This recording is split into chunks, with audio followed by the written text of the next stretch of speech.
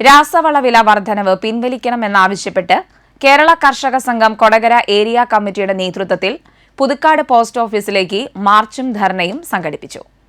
കേരള കർഷക സംഘം സംസ്ഥാന വർക്കിംഗ് കമ്മിറ്റി അംഗം ടി.എ. രാമകൃഷ്ണൻ ഉദ്ഘാടനം നിർവഹിച്ചു.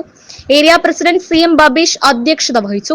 Area secretary എം.ആർ. രഞ്ജിത്ത, ജില്ലാ കമ്മിറ്റി അംഗം Karthika Jayan, area treasurer M V. Satheesh Babu, Alju Pullikkan, K. Rajesh, P S. Prasanth എന്നിവർ പ്രസംഗിച്ചു. ഈ ഗവൺമെന്റ് അധികാരത്തിൽ വന്ന മുതൽ നമ്മുടെ രാജ്യത്തെ കാർഷിക മേഖല തകർക്കുന്ന നയങ്ങളാണ് സ്വീകരിച്ചുകൊണ്ടിരിക്കുന്നത്. എല്ലാ കാലത്തും 2014 അധികാരത്തിൽ വന്നതിന് ശേഷം തുടർച്ചയായി കാർഷിക മേഖല കോർപ്പറേറ്റുവൽക്കരിക്കുന്നതിനാവശ്യമായ നിലപാടുകൾ സ്വീകരിച്ചുകൊണ്ട് മുന്നോട്ടു പോകുന്ന ഈ ഗവൺമെന്റിന്റെ നയങ്ങൾക്കെതിരായി രാജ്യത്താകമാനം അതിശക്തമായ പ്രക്ഷോഭങ്ങൾ ഉയർന്നു വന്നത് നമുക്കെല്ലാവർക്കും അറിയാം.